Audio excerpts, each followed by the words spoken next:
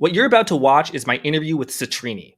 Over the last 2 years, he's had a better handle on markets than anyone. He's nailed big trades around the rise of artificial intelligence, GLP-1s or weight loss drugs, and more recently, US election beneficiaries. Citrini and I have a special relationship because he exploded onto the scene after coming on my old podcast almost 2 years ago. This was his first interview ever, and many of you, my longtime listeners, were some of its earliest research clients. Citrini just raised the price of his research service for 2025 by 25%. And because of our special relationship, you, the Monetary Matters listeners, can get access to the old price by clicking the link in the description. Let's get into it. I am so pleased to be joined once again on Monetary Matters by the investor, trader, and researcher known only as Citrini, who has seen around corners very few others have over the past 2 years. The Citrindex, his index, is up 165% since the summer of 2023 in inception, and year to date, as we record the day before Christmas in 2024, the Citrindex is up 65%, which compares favorably to the S&P across themes of AI, GLP-1s, connectivity, the fiscal beneficiaries, the Trump trade. He was talking about the Trump trade long before the big banks and Bloomberg were talking about it. I am so glad to be speaking to Citrini. James, welcome to Monetary Matters once again. How are you doing?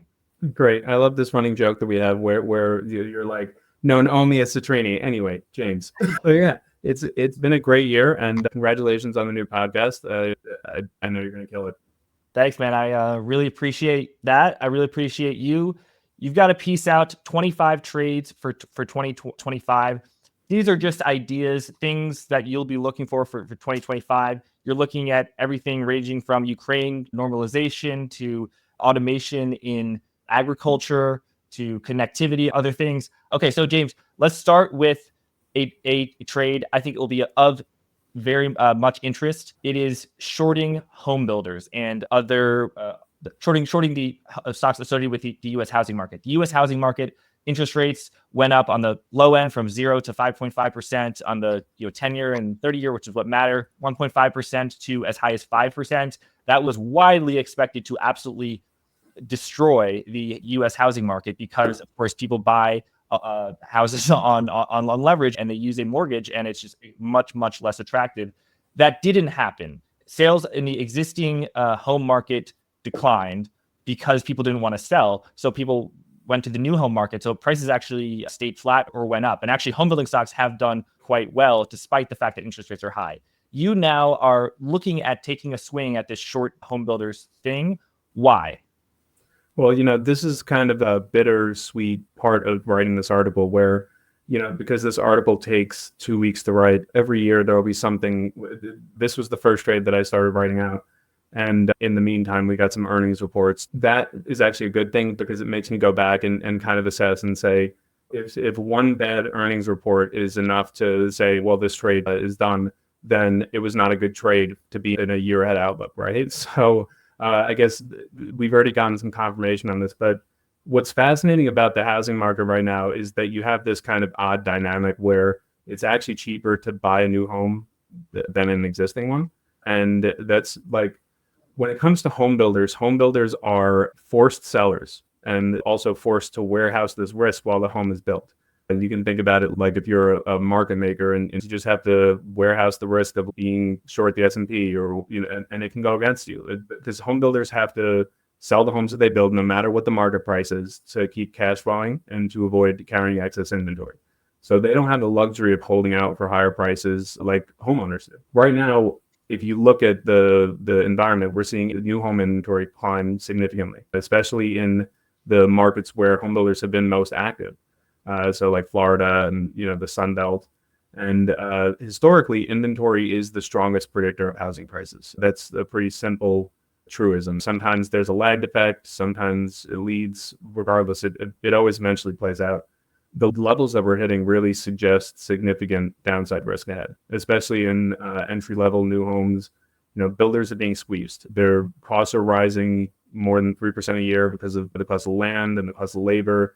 But at the same time, they're selling into a softening market where prices are already starting to fall. And, the rates eventually do have an effect. They can't just, it's okay for there to be a huge lag, but eventually they do have an effect. And that's bad news for like D.R. Horton, because their earnings are heavily leveraged to price declines. So there's also the smaller, more vulnerable players like Dreamfinders, DFH. They're super concentrated in Florida, loaded with that. You add in like that picture, some other concerning stuff, the inventory buildup that we're seeing, falling new home prices, and it sets the stage for a drastically different housing market in 2025, where builders are cutting margins, reducing construction starts, and face real earnings pressure. And that's not something that will be resolved by one bad earnings report. That's the beginning, not the end. So housing prices shot up in 2020 and 2021. And in the 2022 bear market, housing stocks were kind of priced as if housing prices would collapse. They didn't. And they actually budged up a bit. And they didn't shoot up again, but housing prices have gone up. And the stocks have done really well. So in your short basket, which again, you have not triggered this, you're just building, kind of loading the gun, so to speak. DR Horton, Lennar, Dreamfinders Homes, and Builders First Source, BLDR. So DR Horton and Lennar are giant home builders. I hadn't heard of Dreamfinders Homes. And then BLDR I know is a very hot stock, one of the best performing stocks over the past 10 years. That's, I don't exactly know what they do, to be honest. But why did you pick these 4 stocks? Well, it's basically, I'm focusing on kind of these entry level, like largest price dynamic impact, the timing of price decline recognition, HPA weakness versus consensus, Sunbelt exposure, Florida exposure, and then also, a builder to supplier cascade, right? Where that sequence can become reflexive. This is like a very narrow kind of, I wouldn't even call it a basket. It's just 4 things to keep on your watch list. But as builder, when there's an impact to supplier revenue and supply chain stress and builder earnings decline, this is kind of something where all 4 of these stocks would be the most effective. And so you've got a chart of the new houses for sale that are actually completed, and it shows from 2005 to 2007-8, this thing shot up. Housing supply has been constrained, and it reached an all-time low in 2021, but it is shooting up. And I guess, James, the reason that house prices haven't gone down is because new houses, I don't think, have gone up because everyone is trapped in a quote unquote, golden cage of they're locked in at a 3% mortgage. So they don't want to move and get a 7% mortgage. They would actually be experiencing a loss if they were to prepay. So I guess as a trader and as a market timer, how are you thinking about, what are you going to be paying attention to for you to actually start to put this in this Citrini index as a short or in your trading portfolio?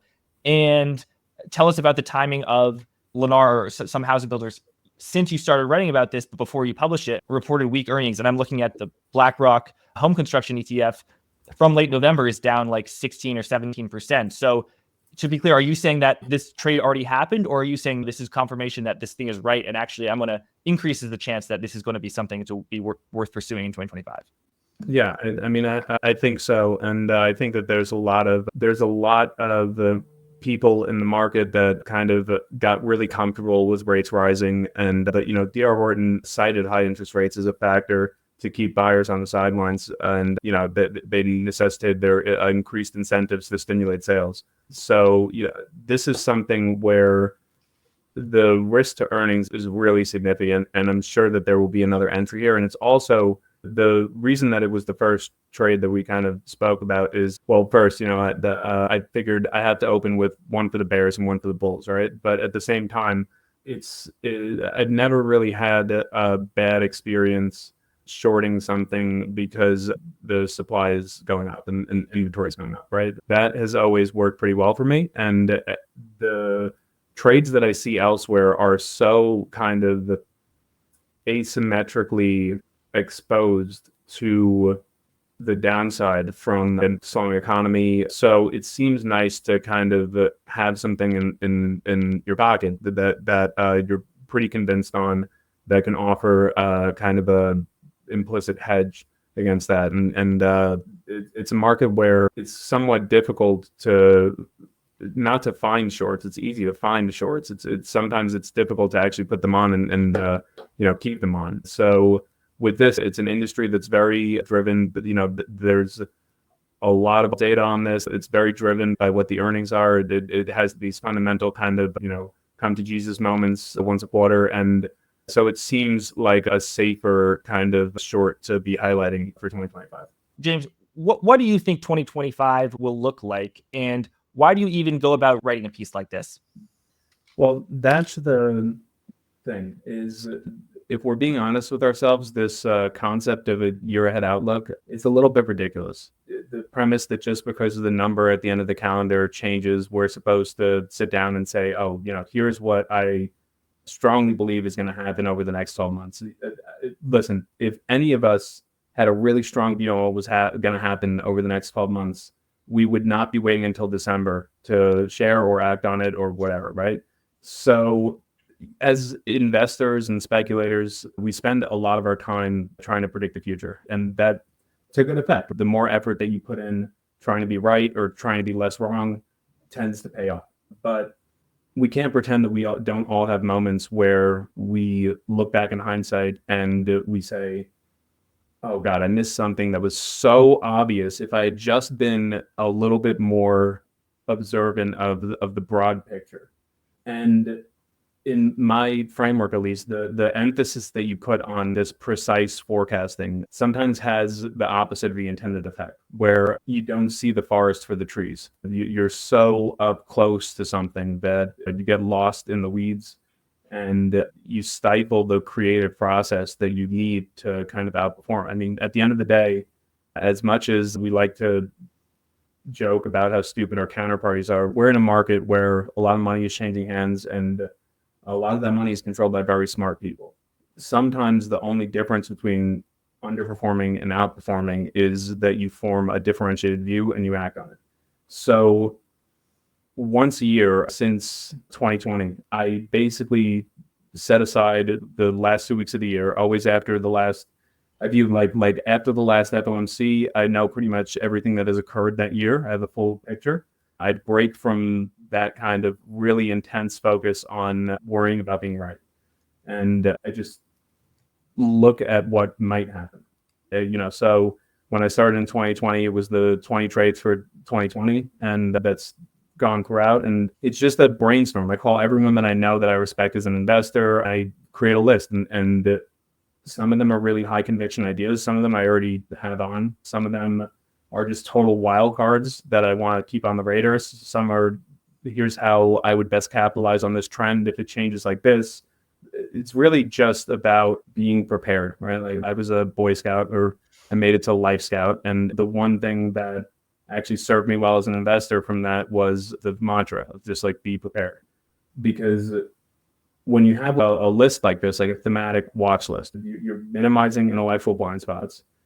And some of these trades I'm never going to look at again, or will never materialize. Even 24 of them might not work. But when that one does, I'll be aware of it and be more prepared than my counterparty. So the core of it is essentially, if you come into the year and you're prepared with a list of everything from like, this is really what I think is going to happen, to like, this would be absolutely insane if it happened, to like, this is probably not going to happen, but if it did, here's how I'll play it. It kind of harkens back to this quote that I really like about how one should think about the process of speculating by Homebuilders, who was at Soros. Fundamental analysis is not about predicting the weather. It's about noticing that it's raining outside. And then, like, a very significant departure from character, George Soros actually said this with more brevity, where he said, I don't predict, I observe. The core of this is essentially, there's a ton of alpha out there to be made by just being observant of more than what you're focused on in the moment. We want to create something that's as broad as possible and with as little constraints as possible to really maximize the chances that we're looking at something that surprises the market and creates a differentiated view and outperformance. So these 25 trades are not so much predictions, they are just kind of sticks in the ground, where if you observe and you see that this is happening, you say, aha, I already have this idea, I already have the basket, I'm going to be one step ahead of people. Perhaps that is February or March 2024. You put together a Trump basket, and you had names like Geo Group and others. And if Trump did not get elected president and there was not a red wave, the stocks would have gone down, but they didn't. And you noticed that they were, and people can look at Geo Group and see it was quite a good performing stock. And when it comes to macro for 2025, how are you thinking about threats to the stock market, either of too high inflation, the no lending scenario, or a recession. You've written about, and I don't know the exact words, but about how there's going to be an oscillation between recession fears and a no landing fear, and that is actually bullish for markets. Can you explain? Oh yeah, Schrödinger's recession. Schrödinger's recession. Explain what Schrödinger's recession and why was that so bullish for 2024? Close to almost a record year for the S&P 500. And do you think that there will be Schrödinger's recession in 2025, which will also continue to be bullish? Well, now that all the quantum shekos are ripping, I guess everyone should be familiar with the concept of Schrödinger's cat, which is essentially you have a cat in a box and it's either alive or dead, but it can be both until you look at it, right? Recession was something we made early on in the year, which was essentially we figured that the market would continually build up these walls of worry and rapidly oscillate between we're for sure going into a recession or we're going to have a soft landing or inflation is back on the table. And the Fed was easing, but everyone kind of wanted to be one step ahead until the Fed's first cut. And you got a lot of this panic pulled forward. And that is something where it's a well-known truism that investors don't like uncertainty. But the thing that they love, even more than they dislike uncertainty, is the resolution of that uncertainty. So if you have an environment where you're constantly building up these walls of worry and then taking them down, what that results in stock prices is just a constant grind higher. Because you get, it's August and everyone's a yen carry trade expert and we're for sure going into a recession. And then you get to tear that down. And then you slowly go over to the other side. Oh, no, actually, the economy's too good and we're going to get inflation. And that has been a dynamic that's been really positive for stocks. And as we go into this new year, I'm not of the mind that just because the year changes that the economy changes.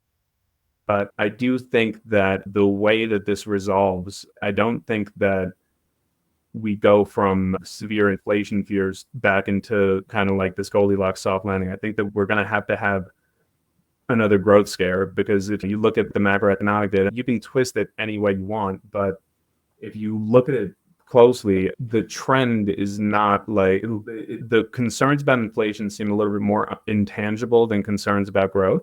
They're very focused on the impact of Trump and his trade war.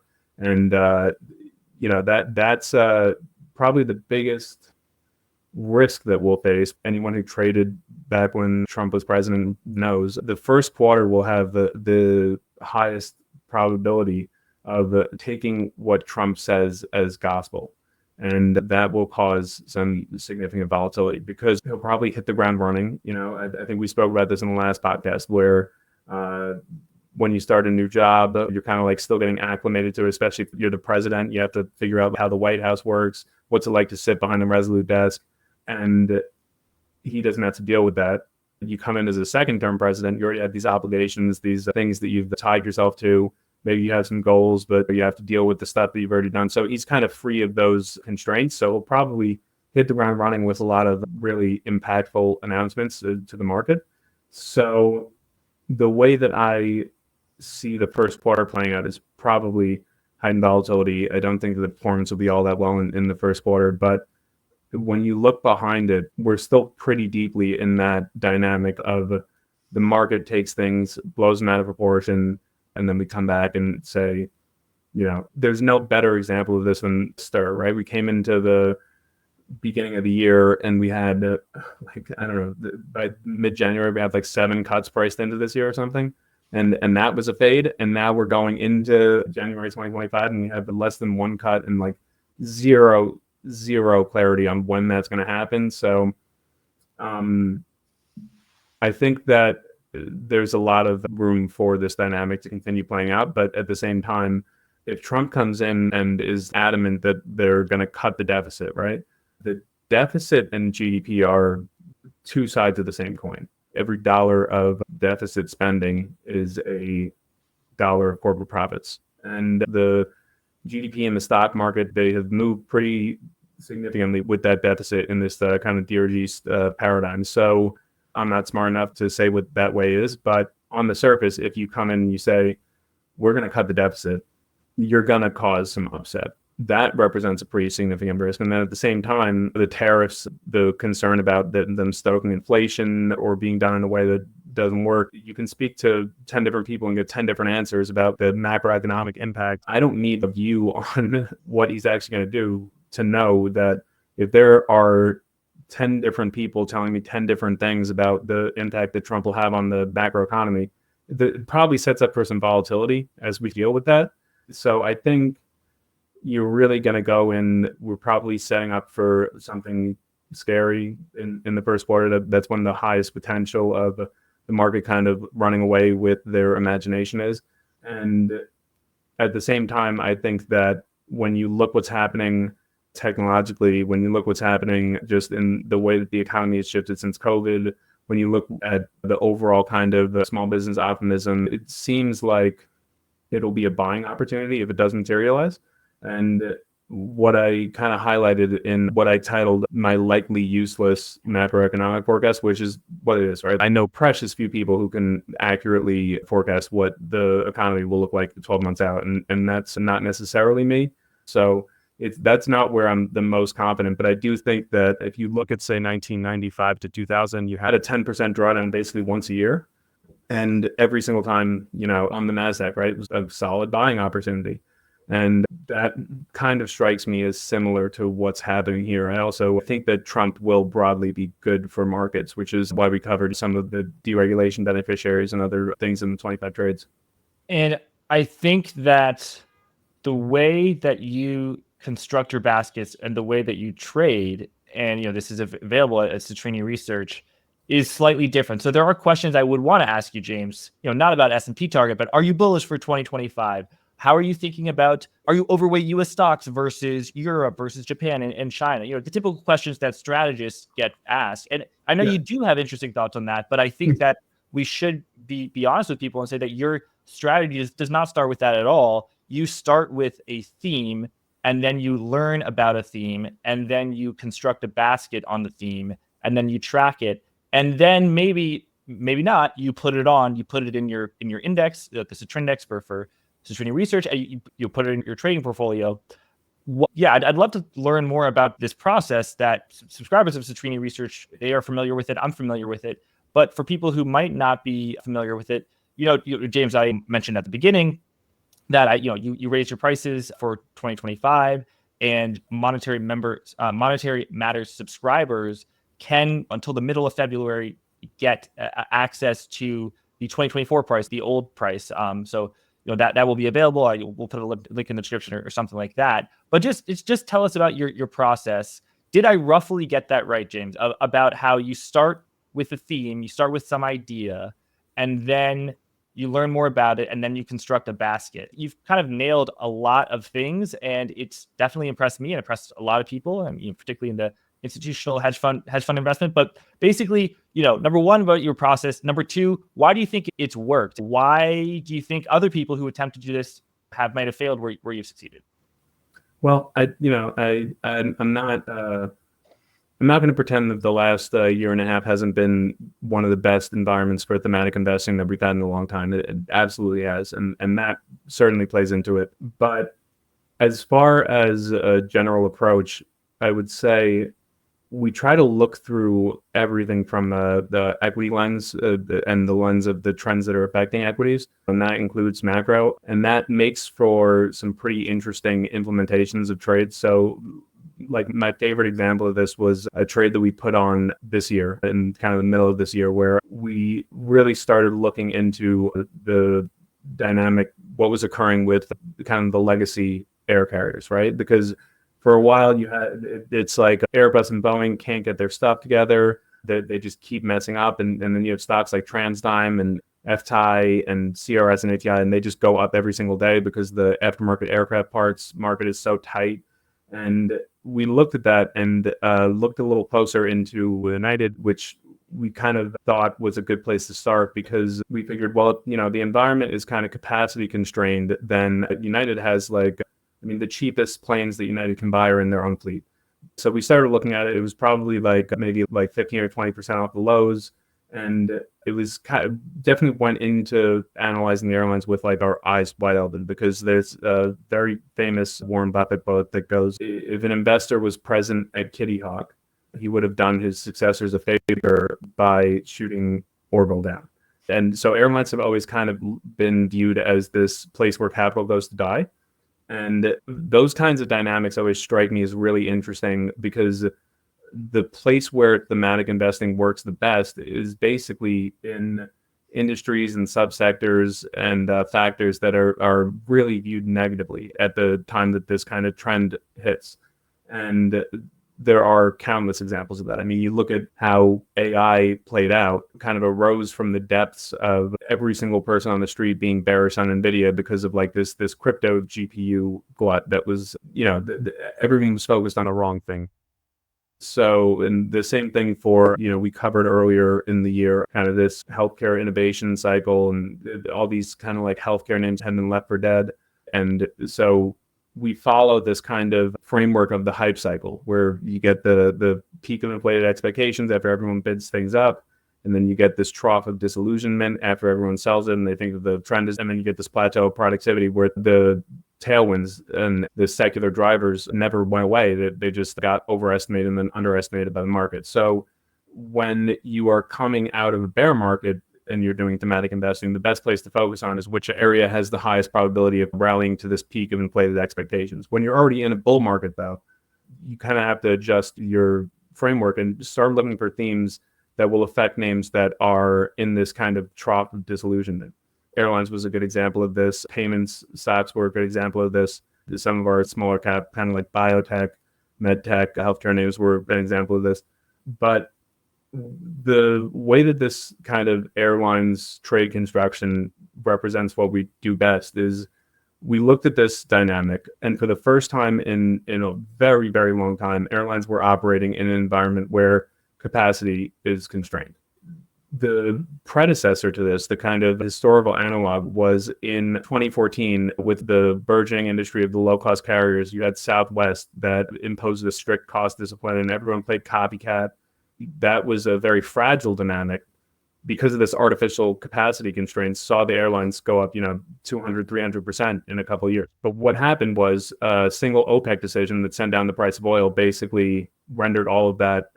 It didn't matter. Everyone went crazy. The oil investors will be familiar with this dynamic, right? Once you can, you go for it. And then they blew up and everyone said, well, yeah, that's probably what we deserve for investing in airlines. But now it's not, the capacity constraint is not because they're exercising discipline. It's because they literally can't add planes. Boeing and Airbus are backlogged. Parts are scarce. The market's incredibly tight for aftermarket parts. Low-cost carriers are crumbling under the rising costs, their input costs. And they don't get this like labor arbitrage that they used to get and that they had as an edge. So low-cost carriers are like Spirit, Frontier, Allegiant.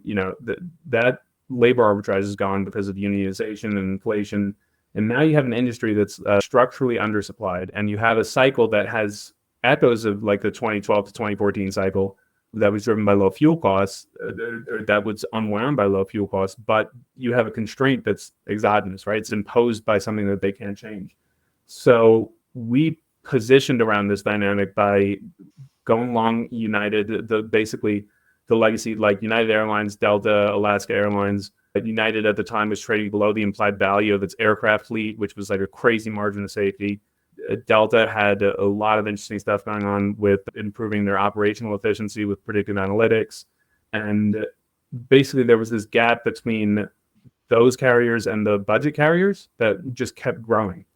So we kind of enhanced this margin of safety. Once we understood the trend that was going on, we went long United, Delta, Alaska, and then shorted some of the low-cost carriers. So it was like 200% long those legacy carriers, 100% short Allegiant, JetBlue, Spirit, Frontier.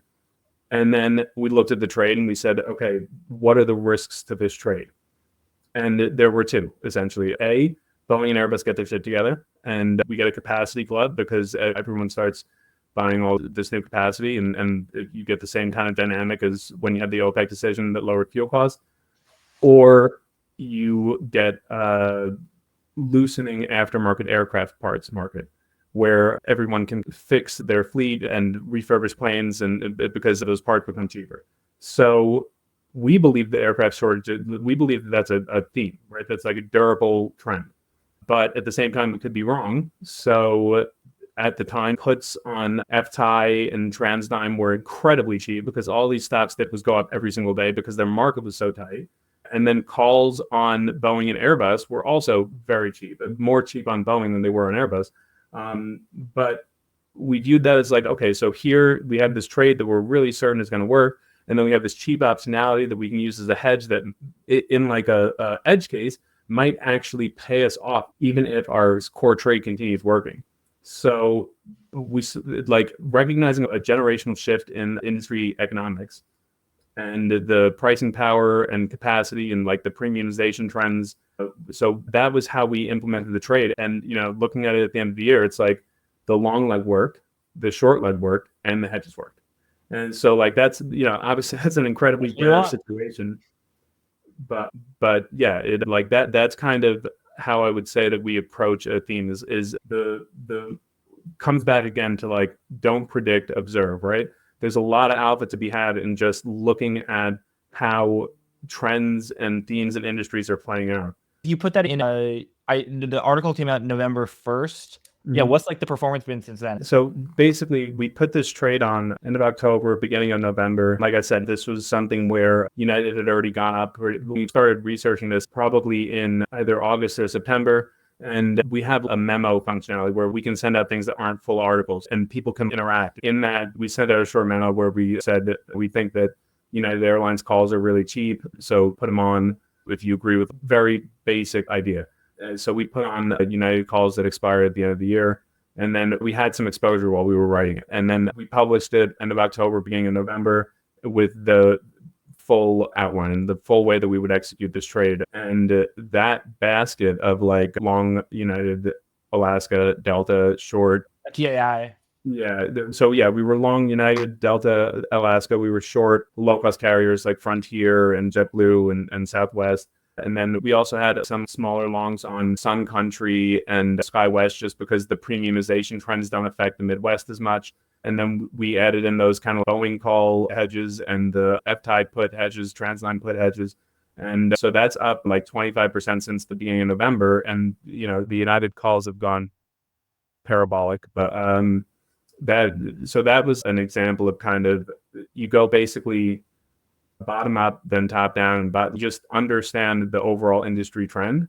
And then if you have an inkling that there's a theme, that you kind of go for it. If the story makes sense, it's probably a good trade. And James, the handful of times that I've had success in my own investing, it has been kind of the Charlie Munger approach of very concentrated. I learn a lot about an idea. I think I understand it better than a lot of people trading the stock, but it helps if it's not Apple or Microsoft or some giant company. And then I hold it on for a very long time. You have had remarkable success, much more success than me, with a very different approach of total scattershot, shotgun approach, not at all concentrated positions. And it is impressive. If someone has the same result with 3 securities as someone with 35 securities, there's a higher chance that 35 securities was just from skill rather than from luck. The way that I think about it is essentially, if you look at, like, we publish basically like an index that serves 2 functions. It's our active management of these baskets. I think that it's like when the sell side publishes a basket, it's kind of like, here's the basket. And then that's their AI basket, right? And like, I won't name names, but there was an AI basket that was published in March of 23 that didn't have Nvidia, but had Farfetch in it. When we publish a basket, it's basically us committing to monitoring that theme. And kind of, so we publish a thematic model portfolio that incorporates these baskets, but it also incorporates our active management or our opinion on what should be overweighted, what should be underweighted, what should be taken out, what should be added back in. And it's kind of like, how you would do the S&P 500, right? There should be additions and deletions. There should be a framework for those.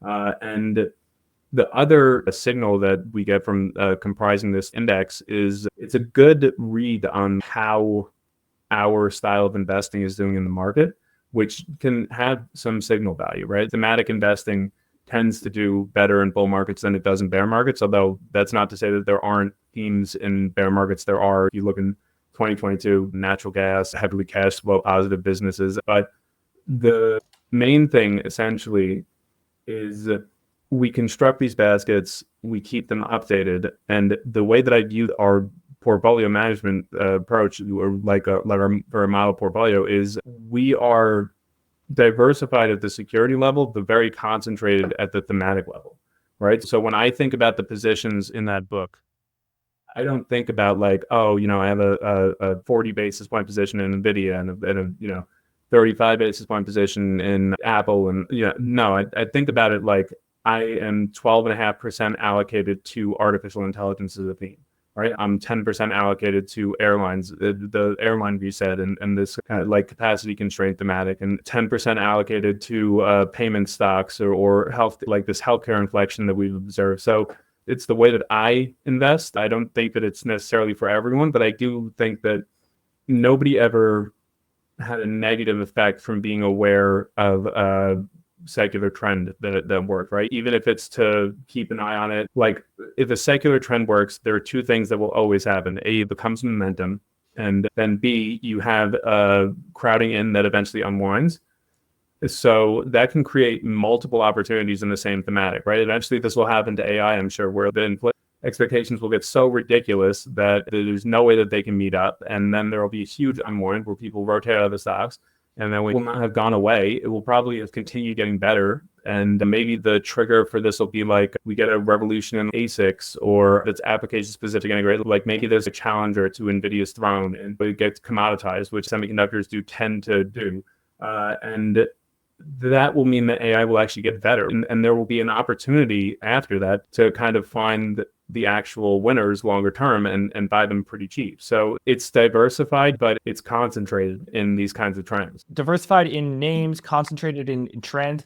But how do you know which trends are going to work? And also, how do you separate a fundamental view, which can be right, versus the market trading in a certain way that oftentimes, I guess, is moving in the opposite direction at the same time to the fundamental reality, but I guess it's just pricing in a rosy future. So for example, the airline industry stocks really went down from 2021 into 2022, but the fundamentals got so much better. I mean, they basically were in a depression in 2020 and 2021, and they were emerging from a depression. Yes, fuel prices hurt them really, really hard. And I mean, some companies, there's one SPAC I won't mention, that went out of business, but why is it only now that the airline stocks are rallying like crazy? And how was it that you had an inkling that this would occur? Because I bet in terms of revenue growth, I bet 2022 and 2023 revenue growth was way higher than it is now. So why are stocks only rallying now? How do you find these inflection points? Not in the fundamentals, because fundamentals not easy, but they're way easy. If you do a lot of work on them, you can figure these things out. How do you get the trade right? Because there have been times I've done fundamental analysis. I think XYZ is going to happen. It does happen. But then my security selection, my trading, my timing did not work out at all. Well, that's kind of the macro informing the micro, micro informing the macro. If you want a lot of people to make a decision, you're not going to do it with a spreadsheet. You're going to do it with a story. And you need to kind of have a strong fundamental view, but it needs to inform how people will view this overall story. So with AI, for example, the most revolutionary paper about artificial intelligence and large language models was called Attention is All You Need. And that was published, I think, in 2017. And, you could have went to the market and said, oh, God, AI, we're going to need a ton of parallel computing and GPUs. I'm going to buy Nvidia. And then you would have been in that trade with no actual fundamental impact to Nvidia's earnings because of AI. You would have eventually been right. But you need to basically have a strong view on how can this theme make itself known to the market? How will investors react? And with airlines in particular, it became pretty painfully clear from doing the work that United was going to do a pretty large share buyback, right? That was the only thing that made sense from their fundamental positioning. Like I said, the cheapest planes that United could buy were in their own fleet, and they were trading below the implied value. So it's like, if I have a company and the value of these companies' planes are worth $1 million, but my stock's trading at $900,000. Do I go out and buy planes with all the money that I made, or do I buy my own stock? Essentially, we recognize that, and that was kind of a trigger for the market to realize this. And then it becomes a theme. For a long time before this, the aftermarket aircraft parts was kind of the theme, the tightness in the market. And so that's something that you track, and then you wait and it's always going to be a good idea to have a strong view on industry trend or a theme, and then look for the kind of like catch-up trades or things that have been neglected, which brings me into another one of my 25 trades. If we can, Yes. like the third one that we wrote about was this dynamic in power integrated circuits and even passive components like capacitors. Basically, you've seen this huge trade that's happened in the independent power producers of nuclear energy and all that stuff, because it's an objective fact that AI uses a ton of power, especially if you look at the trend of how much power recently the O3 from OpenAI uses. So it's reasonable that trade has occurred. But part of it was there was no real overhang, right? So when you're looking at a theme, sometimes you want to look for essentially thematic beneficiaries that have a big overhang from something that's extraneous to the theme. An example of this is, for a while, TSMC was trading down on worries about the economy or worries about Taiwan-China relations. Yeah, Taiwan's a huge producer of semiconductors, and they're not fabless. They're the ones actually making the stuff. Yeah, everyone knows who TSMC is now. And I know that this is a primarily macro-focused show, but unless you've been living under a rock, you probably know what TSMC is. But anyway, this was something that we covered in the 24 trades for 2024. The TSM had huge upside from Nvidia, and their pricing power was crazy. As long as they could deal with some of the capacity constraints from Cobos, and they could unlock this kind of AI tail that was incredibly fat, as long as the market viewed them as having it. So now we've continued to look in areas like that. Like this year, there was a big trade with connectivity, where when you have a theme that's kind of working and you have a very thematically driven market with a lot of momentum, you get these kind of ignored aspects of the theme. And that makes sense because, capital goes where it's best treated. So if Nvidia goes up every single day and is the most obvious beneficiary of artificial intelligence, nobody wants to go digging in the dumpster on like, these names maybe will benefit from AI, but that's where the opportunities end up being. So in, I think, June or July, we covered connectivity, and we called it the new dawn for optics suppliers. And you had a bunch of these names like Coherent and Ciena and Lumentum that were really beaten down because of how bad the kind of inventory glut and post-COVID dynamics of the telecommunications industry were. But at the same time, they had this huge datacom tail. And we looked at them, and all you needed to have a view on was essentially, you didn't need to say, this is it, guys, the telecom cycle's inflecting. But you just needed to say, telecommunications will probably not get worse. Or if it does, it will get worse at a slower rate than it has been. And once that happens, people will take a second look at these stocks. You have a potential for a huge re-rating as the kind of connectivity needs of the data center arise. So we've kind of stuck with that framework for finding like the next phase of the AI trade. This year we went through kind of like the power stuff. We went through all the connectivity stuff. And so when we were writing the 25 trades, we sat down and said, where's the next place that this is going to play out? And our best guess, this is deeply into like guessing territory, is we all know that rising computational intensity drives demand for power. But the core aspect of that is essentially not all power is created equal. We think about water quality, we think about food quality, but power quality it seems like a binary thing, right? Either you turn a light switch on and it works, or it doesn't. But that's kind of like a blasé attitude that, like, especially in a data center, you can't really afford. When everything from like medical equipment to data centers depends on clean, stable power, the quality of that power matters more than ever. And when I say clean, I don't want to get pegged as an ESG investor. No, I don't mean green. I mean actually like pure, consistent electricity that's free from surges, sags, distortions, because that can really wreak havoc on sensitive equipment. So there's a quote from Schneider Electric's head of data center strategy, and said, warning, the servers have become less and less tolerant to the slightest sags in power or brownouts. And what used to be considered a minor power fluctuation can now crash an entire system. And if you have artificial intelligence servers that are reading radiology reports, that's not about keeping the lights on anymore. So in AI-driven data centers, you really need that efficient and reliable operation. We started looking at, we had a pretty great play where we've started doing this series called In Conversation, where we will find stocks that we like. And some of them are like just like undercovered, or the views are stale, or there's a short report or a long report that's wrong or outdated or whatever. And we will like reach out to the management and we'll say like, hey, we think you're being underserved by like the investment community, and there's some things that we think should be cleared up, but nobody's going to do it better than you are. So one of the names that we did that with, the company, was Credo Technologies, and they provide active electrical cables, right? So those are like cables that actively do basically active filtration and active management of power. Credo, there was a lot of stale information out there about what their upside was, but we saw a company with huge potential from AI and interconnects, the kind of AI something that we had just covered. So we sat down with their management and we spoke about what is the actual upside here and what would you like to clear up. And their big thing was the upside for active electrical cables, which do signal conditioning and can deliver power over Ethernet and have integrated chipsets that can either boost signals or manage power delivery, and a really big deal for power efficiency and energy efficiency.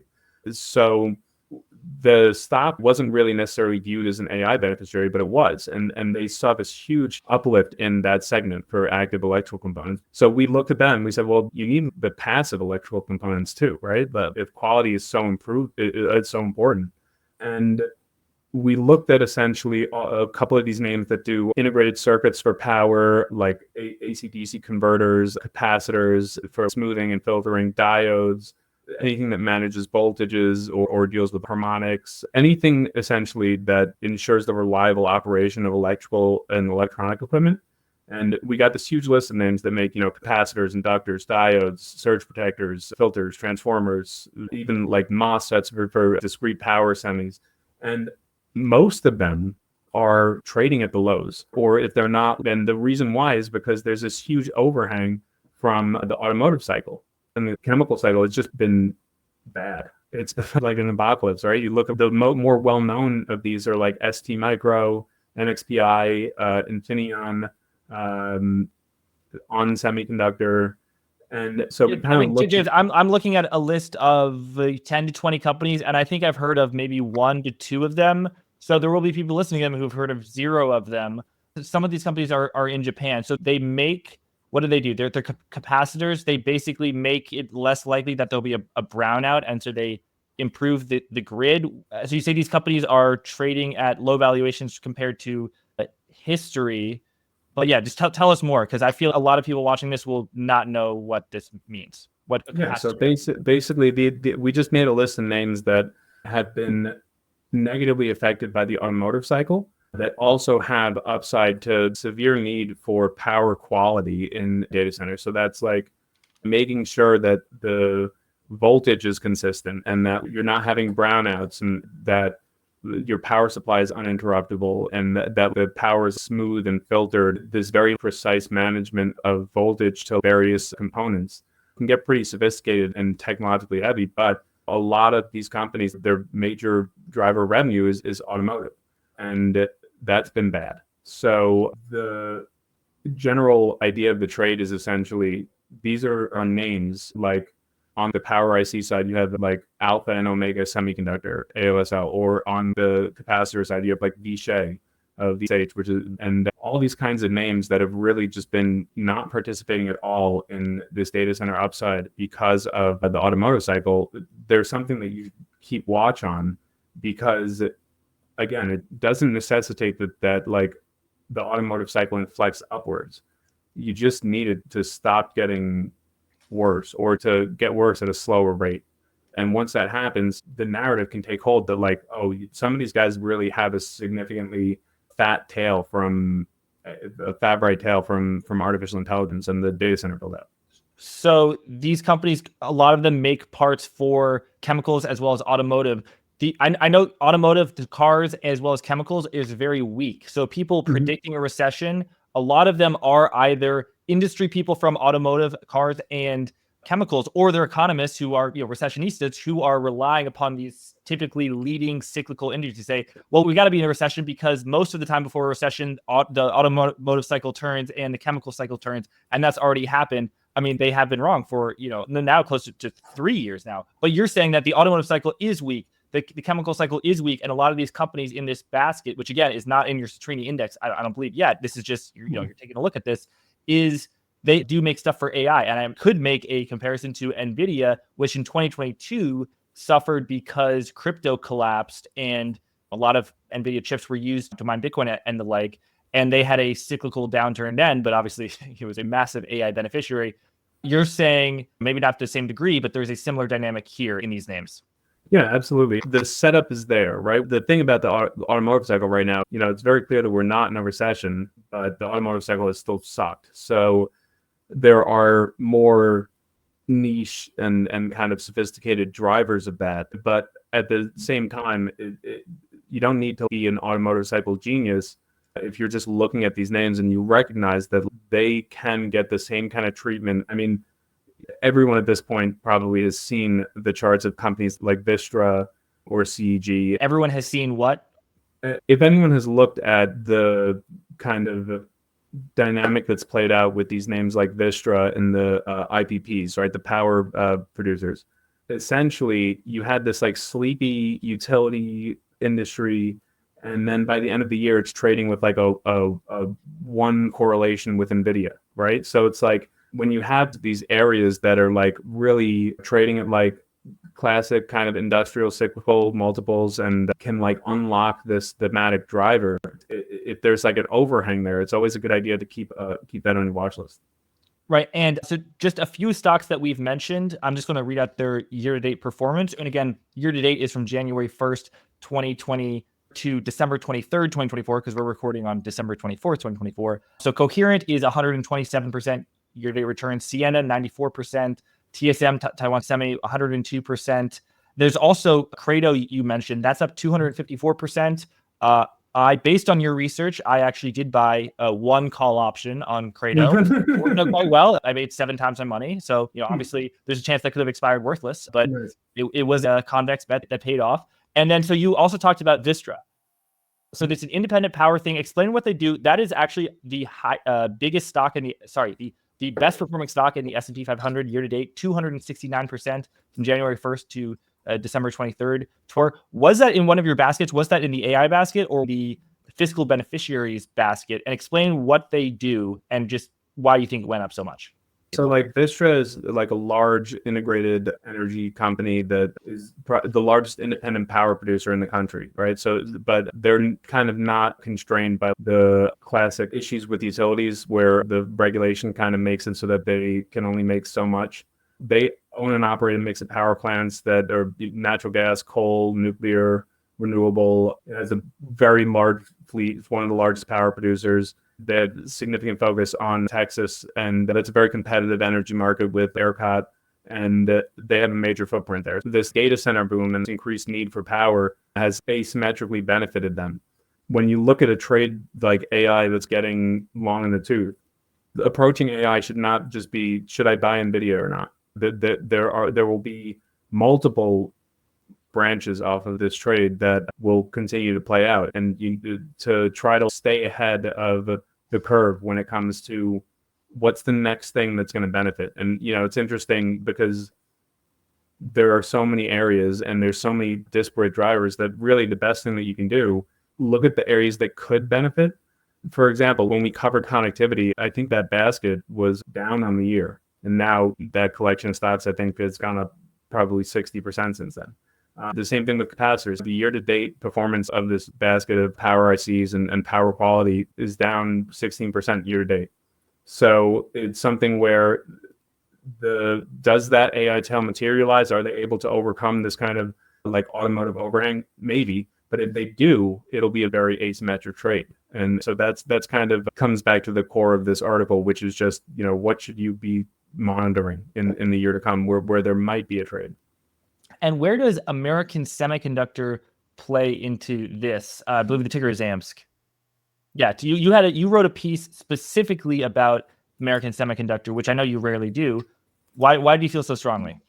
Well, I mean, American Superconductor basically, Superconductor, yeah. yeah, that actually is a good example of just keeping an open mind. Where I don't know if you remember, but there was this hype surrounding superconductors, right? That we had unlocked room temperature superconductors, and my understanding of that was like, what the is a superconductor, But I keep an open mind, right? So if it's possible, then I'm going to look into it. So I wrote a very tongue-in-cheek primer on like, here's what it would mean if we got room temperature superconductors. We're not, but like, here's what it would mean. And we created a basket that was just like, listen, if there's a 1% chance that this happens, these stocks are going to go so parabolic that it makes it worth the time of like, there's a 99% chance that it doesn't. Now, the thing is, at the time, I had put American Superconductor in there because the name is American Superconductor, right? I was like, well, I know where I'm starting. And, I never really, I have a watch list that has all the baskets in it. And like, I never took it off the watch list because it was just there. And something I noticed was like, oh man, this is one of the best performing baskets since inception. I think it was just killing it every day. And like, I figured, well, okay, I guess that a lot of these names that had upside to superconductors were probably, also had upside to this kind of power narrative. And then I started looking into it, and like what surprised me is American Superconductor doesn't really do that much with superconductors. They do have significant IP there. I started looking into it because this technology so just to be clear, room temperature superconductors do not exist, but high temperature superconductors do. And they basically can enable compact high capacity transmission lines that reduce losses and improve efficiency and reduce the need for substations. And so if you have a really dense community, they laid one of these high temperature superconducting wires in Germany. So they don't need a substation there because it was too dense of an urban environment. I thought that was interesting related to the Amazon Talon deal. If these data centers are going to need the kind of connection directly to these power sources, this could be interesting. But as I looked into the company, I realized there was a disconnect, basically. They have these volt reactive dynamic systems that are critical for maintaining voltage stability and reactive power compensation. They ensure high quality, stable electricity. And that's essential when voltage sags and surges can disrupt sensitive equipment. And, they have part of the revenues from wind in India, which surprising to me is pretty good, actually, not like it is elsewhere. So I looked more into this company and it spoke to essentially the power of just keeping an open mind, keeping a watch list and looking into stuff. Because what I found was a company that, although it did retain this superconducting tail, it also was significantly inflecting their earnings. And the chart of the EPS expectations versus what they were actually posting was stunning, just clearly wrong. And so that was, we covered that stock, and it just seemed to me like, I thought this company was just like superconducting mean. But if I thought that, then maybe other people think that. Maybe that's why their earnings estimates continually come in so low. And the thing is, this was a name where they don't really have that exposure to the automotive cycle. So it was an easier way to, if you want evidence that this power quality thing is important, well, it's working already. And it has worked in some names. The market cap of American Superconductor is now just under $1 billion. So maybe that's why it's not as well covered. James, I think a lot of people know you for one of your first public calls on AI, and the big stock there, of course, is Nvidia. For close to a year now, your Citrini index has been underweight semiconductors relative to the S&P, as well as underweight Nvidia. You referenced earlier, you said that we've been underweight Nvidia, but not underweight semiconductors. Okay, thank you for correcting me there. So underweight Nvidia. That was the point I was trying to make. And so you said Nvidia or AI is getting a little bit long in the tooth. Maybe you were talking about Nvidia. What do you think about Nvidia's prospects right now? I mean, the year-to-date performance is 180% from January 1st to December 23rd. So very, very high, and of course good in 2023 as well. Of course, the valuation is high, but it has not gone up as much as people think because the earnings growth has been so robust. In terms of macro risks, potential risks in 2025, at the very end of your over 100-page report, page 111, you said risk to NVIDIA's dominance drags down the indices. When you first started talking about NVIDIA, it was nowhere near big enough as a percentage of the S&P 500 to be a macro risk. But now, what is it, 6-7% of the S&P 500, a bigger percentage of the NASDAQ, probably, NASDAQ 100. So what are your views on NVIDIA, and what are your views that the risk that in an increasingly concentrated market is such a big percentage that if NVIDIA goes down, it could drag the other players down with it? Yeah, I had a friend of mine that's a client send me something that I thought was really funny. He said, everyone who doubted you is now long NVIDIA. which is that section is essentially on the risks that could materialize, right? And I tried to focus this year on, because when we were coming into 2024, I was like, the best call that I've made all year was not about AI or any theme in particular. It was really on a macro level, just to stay bullish on equities. And so I was focused a lot more last year on potential tail risks, basically things that I think I even opened that section of the article last year with. These things won't happen, but we should just be aware of them in case they do. You know, it was like the Houthis disrupt all the shipping lanes and inflation comes back, or there's really effective AI-driven disinformation campaign with the election, or a dark horse candidate comes out and is crazy, you know, whatever. It was, but this year I said, let's focus more on a couple things this year that have a little bit higher percent chance of happening. So with Nvidia, they're winning, right? Nobody's arguing that. They are winning. They have won. Their lead versus the next closest competitor is so wide, you could, you know, land a 747 on it. It's a really insane mode that they had between CUDA and their design capabilities. I mean, they're winning. But that's something that is pretty well understood at this point by the market. So you have to say, well, you know, the other day, this is probably a month ago now, there was a headline about like Rubin, which is the successor to Blackwell. There's been this whole debate about scaling laws and when you kind of hit the wall. And Nvidia basically announced that Rubin is 6 months ahead of schedule. Right? That's a headline that 6 months ago would have sent the stock up 5 or 10% a day. And I think we went up 40 basis points off of that. So when stuff like that starts to happen, you know, it's not like I'm like, oh God, I have to be bearish on the stock now. But it does necessitate a more high touch approach with it, where you're more constantly assessing risk versus reward and the asymmetry that's being presented. So in my mind, you know, Nvidia is great. It'll probably continue to be great, but does it present asymmetry, right? Am I expressing something that isn't already priced in? Am I expressing something that can surprise the market? I guess you could say that Nvidia continuing to win could surprise the market. That's totally valid. But at the same time, can I underwrite the risk of the competitive threat to their software CUDA or their hardware emerging in 2025? And I personally, it's not that I can't underwrite that risk, but what I can say is I can find really asymmetric ways of playing that, or just continuing to play this AI data center build out without needing to take the risk of what that would look like. So something where, you know, if you can, like, OpenAI has like Triton and AWS with their Trainium, you know, not like, these are all competitive threats to Nvidia. And most of the breakthroughs with like trying to challenge traditional GPU clusters have been done in inference, where the parallel computing aspect is not as important. But the creation of, like, this happened with crypto mining, and it's like, it's actually kind of like a deja vu moment if it were to happen, because like, part of the reason why Nvidia was so cheap when this all started was because of the fact that they had sold so many GPUs to the crypto industry, and then they essentially got cut out by the creation or proliferation of these application-specific integrated circuits that were just for mining Bitcoin. And then they had this huge glut, and demand wasn't as high. The hardware got commoditized, which tends to happen with hardware. And so that really is a risk there, and it's something that could, I'm not going to say will, but like could happen this year, where you know, it's probably, their moat is probably bigger in the software side than in the hardware side, although they're both very wide.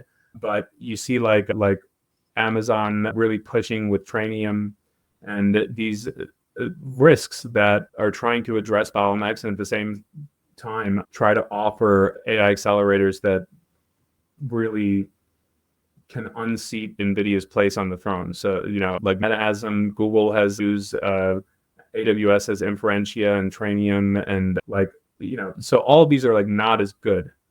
like AMD is definitely not as good. There's a great piece analyzing that from Dylan Patel with semi-analysis, and that is 100% the case. But at the same time, when you look at the environment, you still have to be long Nvidia when AI is firmly here. The inference workloads will continue to increase now that more models have been trained.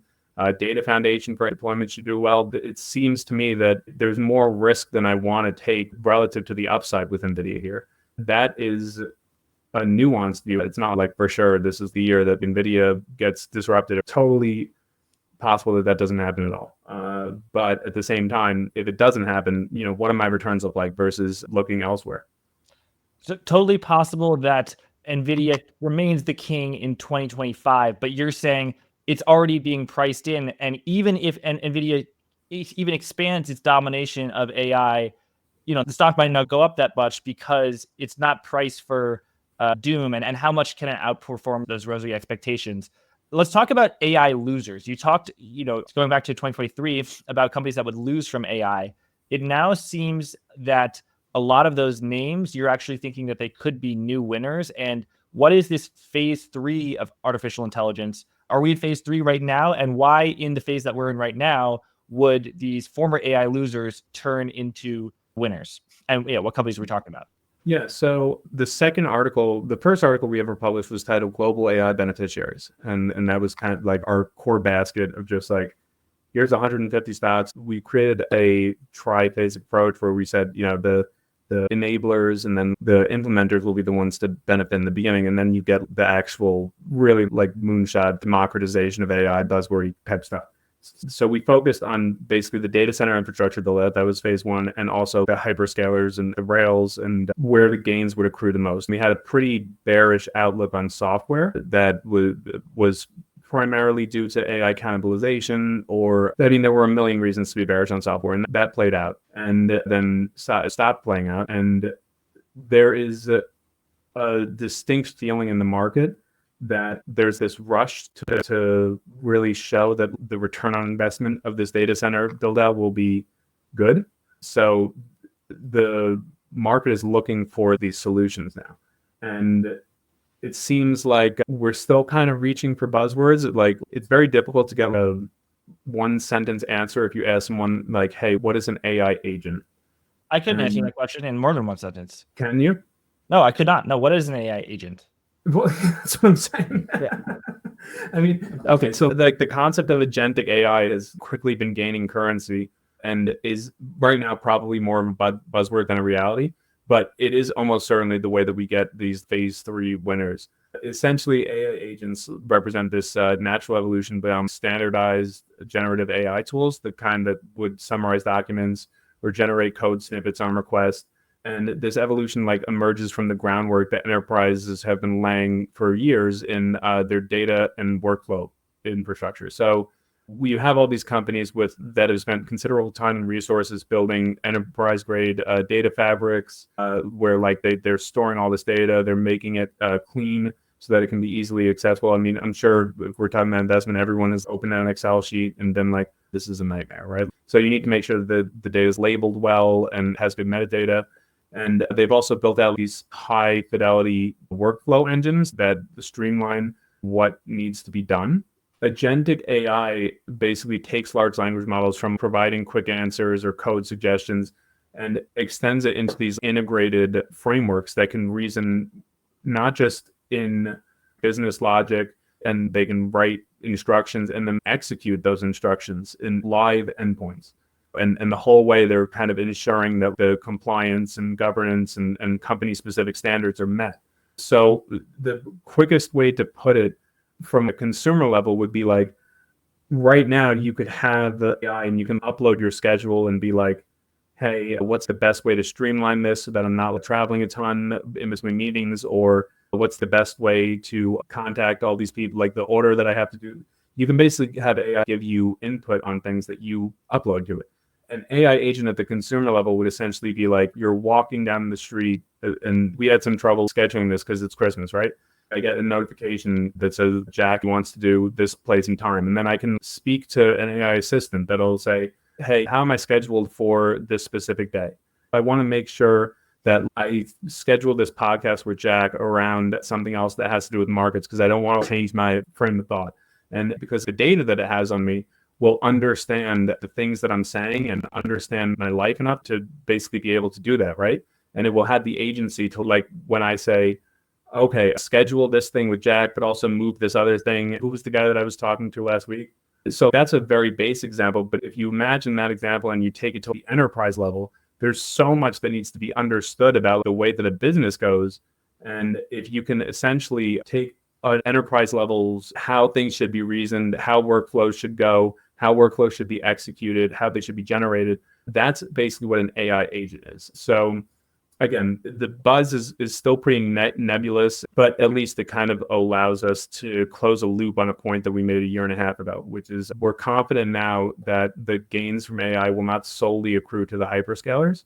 We think that it's time to create a preliminary framework for if you do get significant breakthroughs in AI agents, which there's a lot of promising stuff, but there's more AI startups than I could possibly remember. But, looking instead of the infrastructure to the implementers to the innovators, it's more like the enablers to the executors to the ecosystem, right? Like eventually there will, at the end of this, you have like a iOS moment for AI agents, which is like an app store, right? They're like an ecosystem that they function. You also need these executors that create turnkey solutions. And then to build the AI infrastructure, the operations, the data pipelines, and the hosting for AI agents. So it's probably going to be the next phase.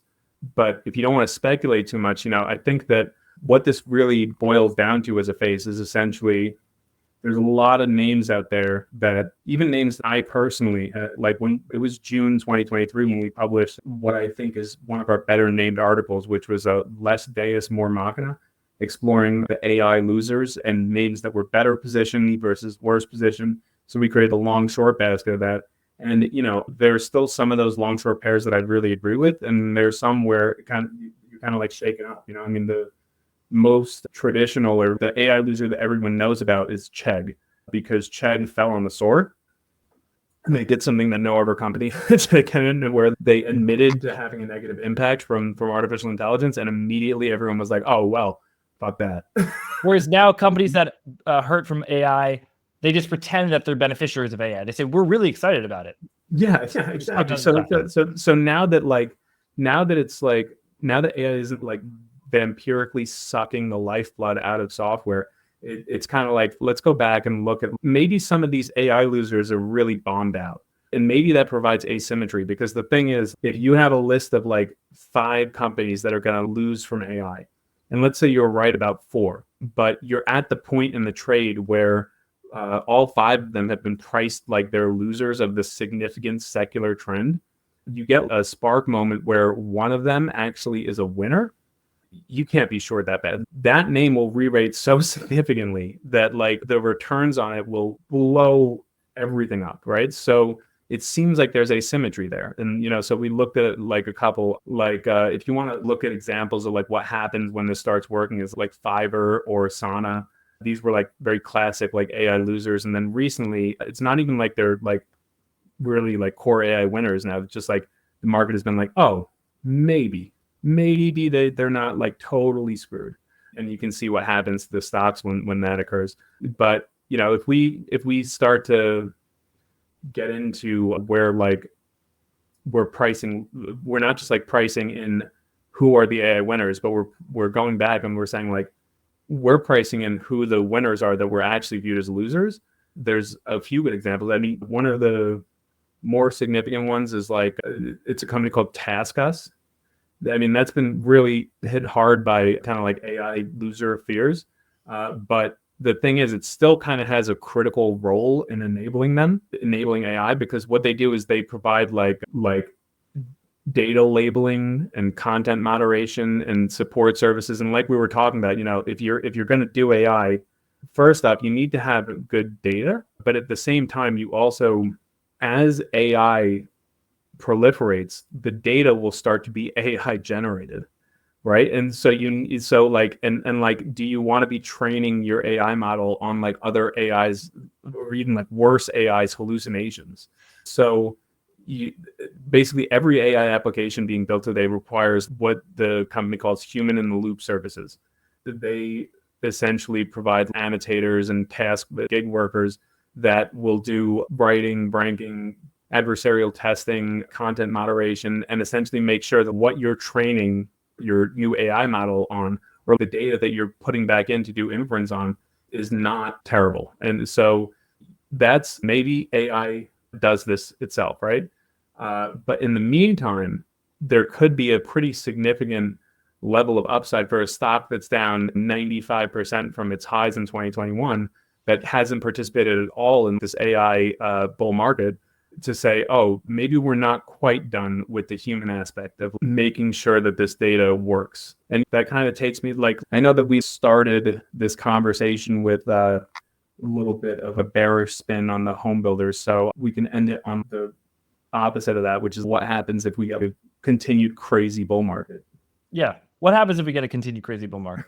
Well, everyone that's been watching the equity market intently, not like if you're looking at bonds, then this doesn't apply to you. But like if you've been in the equity market, you probably have like a strange sense of deja vu where it feels like we're back in the ZERP era glory days. Or, you probably have this nostalgia. I guess, listen, if you're like a short seller, I mean, the root word of nostalgia, the Greek root is pain. So I guess you also have nostalgia. But if you look at some of the names, like the most Icaruses of 2021, right? Like Applovins, Carvanas, they basically, they flew too close to like the stimmy-driven sun and that like $1 trillion of liquidity, and they gorged on cheap capital, and then they just died. And for a lot of people, that was where the story ended, like, haha, Carvana, and like, but the thing is, there was like a twist there. It's where, like, sticking with the Icarus analogy, like the companies pulled off what Daedalus didn't, which is, I'm getting super into Greek mythology, but like they built better wings because companies, the market flooded them with cheap capital. They did things like they really spent a ton on CapEx. They did a bunch of stock-based comp. If you're thinking in the way that this 25 Trades article encourages you to, which is taking a step back and kind of saying, let me disconnect from my biases. If you take away that anchoring bias of like, there was a past disaster, so this is a cautionary tale, there might be a little more to this story. And the more to that story is like, these companies had access to cheap capital and they used it to build real and lasting infrastructure. So that's platforms, operational moats, and network effects that are literally impossible to replicate today because of how high the cost of capital is. So we like termed this the temporal moat, like these aggressive ZERP era expansions that seemed super reckless in hindsight, but actually locked in competitive advantages at these cost bases that no competitor could touch today without like totally torching their margins. So maybe Carvana and Applovins and C, maybe they're not individual cases, but actually emblematic of a larger trend of these companies that you would find really populated in the 2021 era, like Tiger Cub 13F. And you think about the investor psychology aspect, everyone hated these names and then still does. But during that correction, when everyone was blowing out of them and facing career risk for being long Carvana, there was this creative destruction process that occurred where, just specifically to take Carvana, their closest competitor Room doesn't exist anymore. There was this winnowing process, and now the victors are poised to consolidate fragmented marketplaces and maybe become category killers. And then during this rebound that we've had, investor psychology and like positioning was so skewed in their favor because the usual suspects, these like Tiger Cub, or long only growth managers, they weren't positioned to participate. That they basically remained in like this constant state of under ownership, and oh, that's a shit show. Short interest remained high despite the fact that their fundamentals were improving.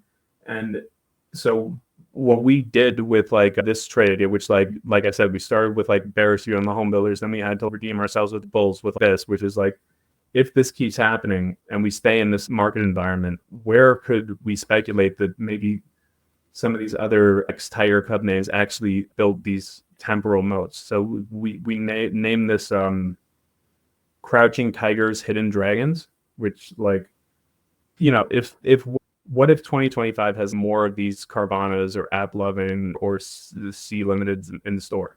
And we looked into a bunch of like Tiger Cub 13S in 2021, and obviously it's like very grossly overpopulated with names that are just trash.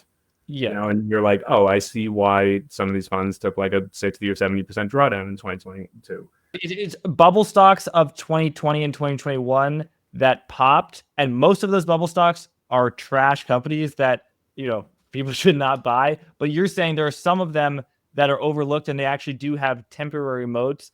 And you mentioned 3 of them that have actually just totally whipsawed: Carvana, C, and what was it? So instead of just like aping into Carvana and C and Applovin, yeah. we basically did a screen where first we looked at the entire 13s, then we made it a little more quantitative, where we were like, okay, let's make a screen where your stock went down more than 50% during the unwind of the 2021 bubble. But then at the same time, you are essentially beating the EPS estimates that were placed for you for 2024 at the peak of the expectations of 2021. So when Applovin or when Carvana's stock is like $300 in 2021, what did the analysts expect that they were going to do in 24? And which of these companies are actually beating that? So Carvana actually isn't beating it. It's close to it. So that's why we took a two-sided approach. We looked through all these Tiger Cub 13Fs to find potential candidates. And then we ran a quantitative screen so that we could look at names that were actually exceeding their bubble expectations for this year. And we can look through them and say, okay, who's embracing cost discipline? Who's reining in customer acquisition costs? Who's like really prepared for the moment where their end market picks up? And we created a list, and there's some interesting names in there, you know? And the thing that I say about this is like, it's very easy as an investor to have an anchoring bias and just like, because these names died, clearly like there's something wrong with the company. And like, but in some of them, there was nothing wrong with the company. There was something wrong with us as investors, right? We put our issues on them by creating these crazy expectations. And now they use that to their advantage. And when you have a market like this, where like even the most cyclical of industrials are trading like 25 times the next 12-month earnings, you can't really be cynical about names trading at the lows just because like they used to be darlings. So we have a basket, and we highlighted a couple of them. There are a few that were SPACs. There are a few that were caught up in the meme stuff, but that's another kind of watch list to keep on, because there are a couple ways that this can go from here. And if we go into a genuine speculative mania, some of these stocks probably will repeat the performance that we saw from Applovin and Carvana if they were able to take advantage of that quote unquote temporal moat.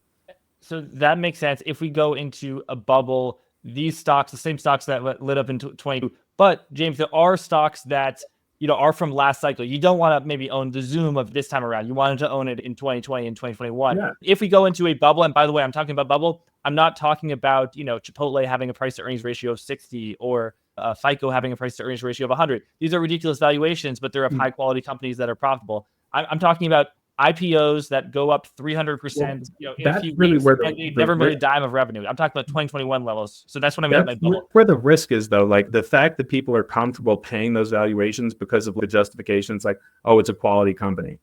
That strikes me as more of a risk than people willing to take a growth view on some of these names that are totally blown up. There are a couple examples of this. Like I mentioned, a few of them were SPACs. So there's one that was Finance of America. They basically do reverse mortgages, and they got totally destroyed after 90% downside. They did a stock split. But the thing is, they originated about $18 billion of reverse mortgages from 2018 to 2023. A little less than half of those pay out on a floating rate. So it's actually kind of a bet on higher for longer. At the same time, they capture the spread between the rate on the residual income paid out and the fixed rate that they pay to investors on their securitized bonds. Even if they stabilize around 3.5% or 4% on rates, it's still a pretty big opportunity. And the other kind of secular trend here is that, like, we've all heard everyone talk about like aging America and like the silver tsunami. And part of that like silver tsunami is that there is 14 trillion US homeowner equity is the highest that it's been since like the mid 50s. And that $14 trillion of home equity will either, there are literally only two things that can happen to it. It's either going to be passed down or it's going to be used for income. And like, if we look at the things that like the government cares about right now, a big concern is essentially you have this like huge wave of retirement, and 10,000 people a day in the US turn 65 every day. Over the next 10 years, seniors will reach 20% of the population. And mostly all of them want to remain in their current home. So like aging in place, as it's called, has become a pretty bipartisan concern for the US government.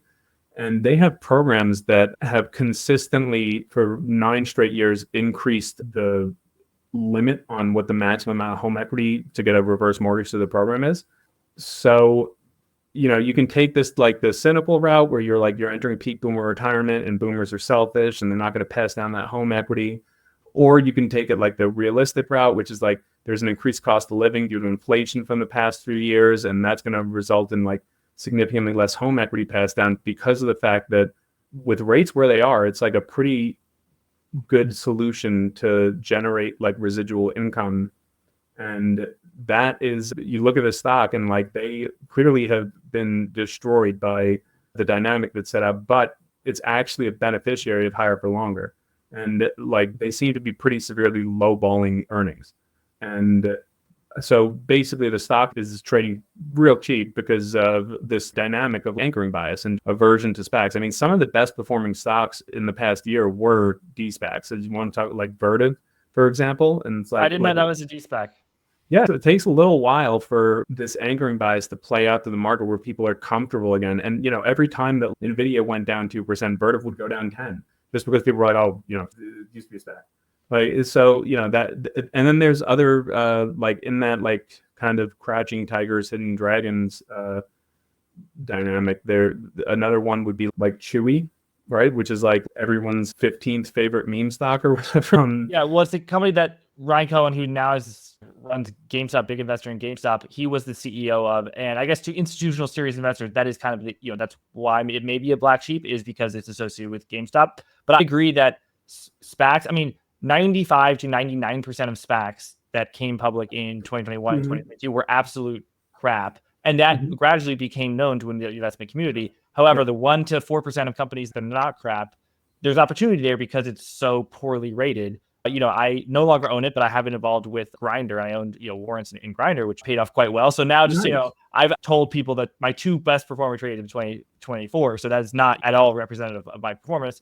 But yeah, things that can get bombed out because they have a reputational hit, they can perform well. I mean, you saw that with SMCI, Supermicro, which had some accounting fraud scandals. So it was, price ratio, earnings ratio of 10, when you became involved in it. I like you're on the podcast. I was like, I want to come on and I want to do a promotional deal for where people can get because we hike prices for next year, but for your audience, just because I have used that when we had that interview where I said that I sold SMCI, every single time that some idiot on Twitter is like, how's that SMCI working for you? It's like, listen, not only did I sell it, but like I went on a podcast to say that I sold it. Yeah. So I'm very thankful for that.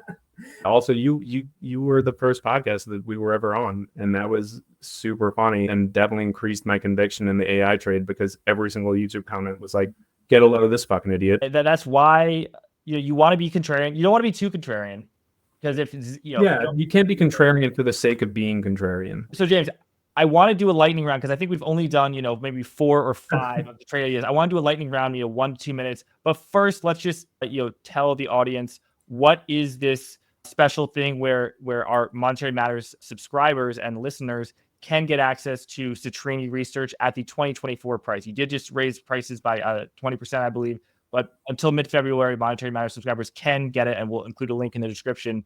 So, yeah, just share. You write these research pieces. How often do you write it? What is the goal? Who is the ideal audience? It's not just me anymore either. When I started the newsletter, essentially, it was the way that I kind of think is I write and looked at when I was doing research on the AI theme, I have paid some people basically because I didn't know what I was talking. So I basically went out and paid for expert calls and I paid for talk to people that were in the industry and I paid for researchers, kind of create some things and help me formulate a model. And at the end of the day, my expected compensation for that was going to be that I was hoping this trade worked. But because the way that I organize my thoughts is I organize them on paper, I had this huge primer on what AI is. And I figured maybe I can pull forward some of these returns and just post this newsletter. And then it took off after, like I said, you were the first podcast that we ever went on and it kind of took off.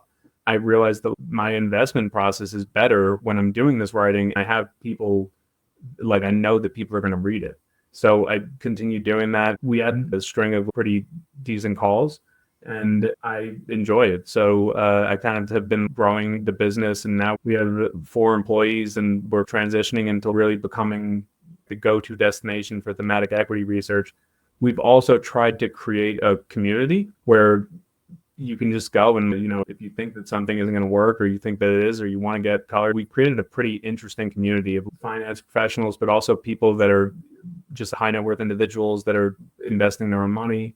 And basically, it's kind of interesting when you have a bunch of people that are investing. And then once every time we publish a theme, there's someone who's like, oh yeah, that's the industry that I'm in. We create great discussions in our chat. So part of that is we can't have it get overloaded with people. Pretty much once a quarter, we've been raising the prices. And then on the year, we raise the prices. We just did a 25% price increase because we're pretty comfortable where we are. And anyone that comes in additionally, we kind of want them to be a part of the community and view it as a value add. So because I really appreciate the fact that you had me on when nobody had heard of me. We created a promotional link that you can follow, and for anyone that's listening to your new podcast can lock in the rate that we had in 2024 instead of pay the price hike if they want to subscribe.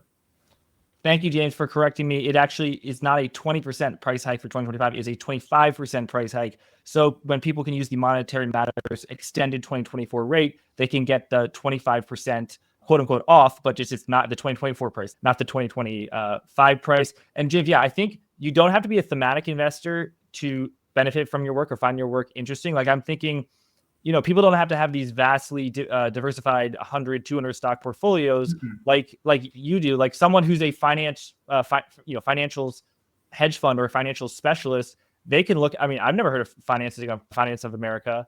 They might look at this, $200 million market cap company, and they either think it's okay, this is a good trade idea, or it's not. And maybe a lot of them think it's a lot of the trade idea. They don't put on every trade, but the one that they do, and they become educated and do their own work on it, it really can work out. And there are many such examples. James, now as promised, I want to do our lightning round of the 25 trades of idea. So let's start with travel normalization. What are the travel normalization stocks? What's the thesis and why? So basically, a lot of the themes that we've seen play out over the past year have been about what happened in the wake of the pandemic. How has demand for certain goods and services changed? What has turned from a bust into a boom? Where inventory gluts got worked off? While there has been obvious benefit to the travel industry, and they've seen pretty sustained positive demands in this services-driven economy. But while a rising tide tends to lift all boats, there have been a number of idiosyncratic corners of the travel supply chain that have still been dealing with unique challenges. So we basically found that some of these laggards have good reason, but some of them don't, or they did, and now they don't anymore. For example, MTN, they've been struggling with lower than average snowfall. That changed pretty significantly this year, and they never really got that huge post-COVID services travel-driven push. So that they're kind of a candidate. Or there's some overlooked growth stories, leisure travel, which is more countercyclical than business travel. And so we highlighted Playa, P-O-Y-A, as an example of that. Another thing is we try to have like every one of our themes is kind of informed by other themes. So you can see with that FOA, right? You're looking at these companies that met their bubble expectations, but have blown up and not recovered on a stock price basis since. And that's a theme. But then there's also like the aging America or higher for longer. So the same thing with like the travel normalization and like Trump coming in, where like the regulatory concerns over timeshares with like Hilton Grand Vacations or VAC, like these are experiencing both tailwinds from travel, but also potentially tailwinds from like aging America or the election. And James, why play up HGV, VAC, or Vail, MTN, and why not the much more mainstream names, Hilton, Marriott, those type of names? Yeah, well, I mean, it's really just a function of where the majority of the gains in the stock market have accrued because of this travel normalization, this persistent travel demand. So basically, these are names that have retained more asymmetric upside because of the fact that they had either idiosyncratic issues or they had a negative impact or a headwind from something that was external to this travel normalization. So that's basically why we're kind of more narrow in this. And okay, so that's vacation. Now let's move on to unmanned technology and electronic warfare, also known as drones. So very topical given the drone sightings in New Jersey. What's going on here? Why are you bullish on drones, and what kind of companies are you in your potential basket here? Well, I'm not actually bullish on drones. I would say I'm actually probably bearish on drones in some specific areas. Like one of the shorts that we added after the election was to our fiscal policy approach was AeroVironment, just because their switchblade drones, there's such a significant increase because of the war in Ukraine. So if you expect that Trump will kind of positively impact relations with Russia, or that you'll see some sort of Ukraine normalization, or even just that you'll see decreased government spending on the arms that we're sending to Ukraine, that clearly is downside. But what I do think there could be emerging theme, and because I don't really want to touch because of those same reasons with Ukraine, I don't really want to touch like the Lockheed Martin, Northrop Grumman, Raytheon of it all.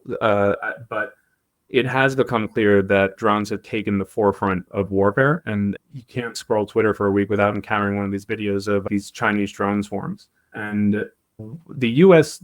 certainly currently has the technology to handle those swarms, but that doesn't mean that defense spending won't focus on countering any future advancements, right? So like a constantly changing chessboard. So I think that the more interesting space in like unmanned aerial systems is in like electronic warfare and counter UAS. So the bigger names like Parsons does some of this, Leidos does some of this, but then there's also some smaller names that are kind of involved. And I would say that that's like a basket where you go through and like you really have to be kind of picky with that, because some of these names will have downside. But if we do have like a normalization in Ukraine, some of them will probably just mostly have upside from like drones becoming more of a focus and counter drone technology going forward.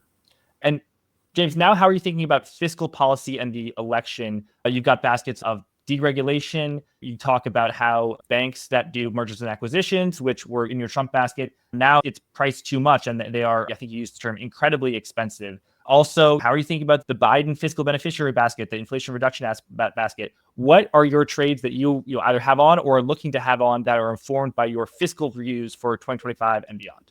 Yeah, so I mean, like we mentioned, we had created 2 implementations of a Trump play in March. One was a net long implementation that expressed the view that Trump would be positive for markets. And then the other one was market neutral, basically long names that benefited from Trump and 13 different sub-themes of what he would represent, and then short the names that had benefited asymmetrically from Joe Biden. My favorite chart of the year is the performance of that basket since we made it versus the poly market odds. The last time I was on, we spoke about how performance had bottomed a couple of days before the odds for Trump on poly market became a leading indicator. But it's also basically when Trump won, you see those odds resolve to 100 and the basket resolves to 100, right? Like it doubled since we created it. So now it seems mostly like there are some areas that have upside, but overall is like an overall trend. It seems like the way that you play the actual Trump presidency versus the election of, Trump versus Harris or Biden is different. So we have a couple different ways that we approach this. We had published something, we have like an institutional offering too, that's solely for hedge funds on Citrini.com. And so we published like way deeper stuff on that. So we had written at the deep dive on a company called Liquidity Services, LQDT. That's like an example of like, if you actually get the Department of Government Efficiency coming in and like liquidating the government, well, like you can't be doing that in the name of government efficiency and then just throw away all the junk. The Department of Education owns cars. This isn't liquidation, like they sell tons of stuff. That's what resources. Yeah. And, we went back through some of their filings and they estimated the size of the government market. You have to assume that TAM is bigger if you're actively liquidating some areas of redundancy in the government. That is an example that also fundamentally the business is strong and also has an interesting dynamic where they're almost counter-cyclical, because when the economy slows down, they do better. You could see like they were one of the best performing small and mid-cap stocks during the global financial crisis.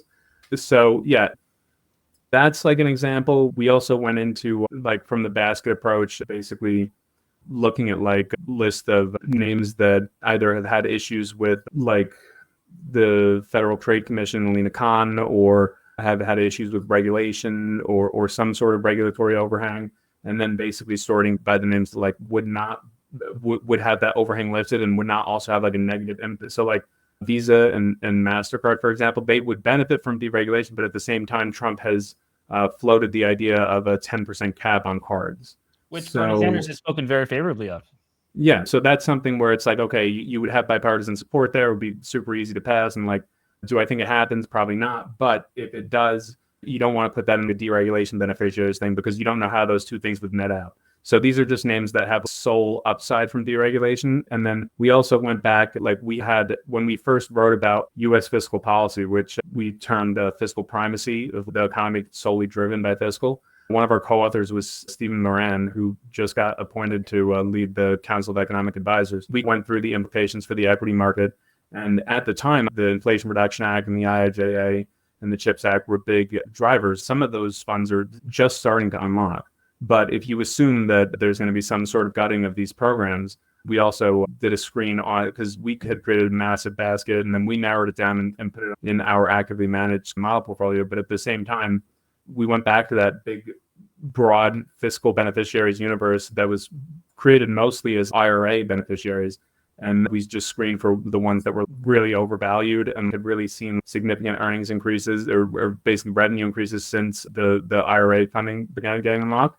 And then we present that as you could be long the deregulation beneficiaries, short the IRA, or you could do a long short. And the chart that generates it, you look at it and you're like, oh, okay. It very much accurately mirrors how people think about the regulatory environment and the future expectations of Republicans versus Democrats. And then we also went in a little bit into, like you said, Ukraine normalization. And we had a little part about maybe, make America healthy again becomes mainstream. That's, as it goes on, it's kind of like, these are more speculative, but there's still things that might be good to watch. If RFK gets confirmed, for example, food recalls could pick up. There could be incentives for organic grocers and maybe some sort of promotional activity like getting healthy. I mean, that's basically like, imagine if Michelle Obama's project was part of the government, right?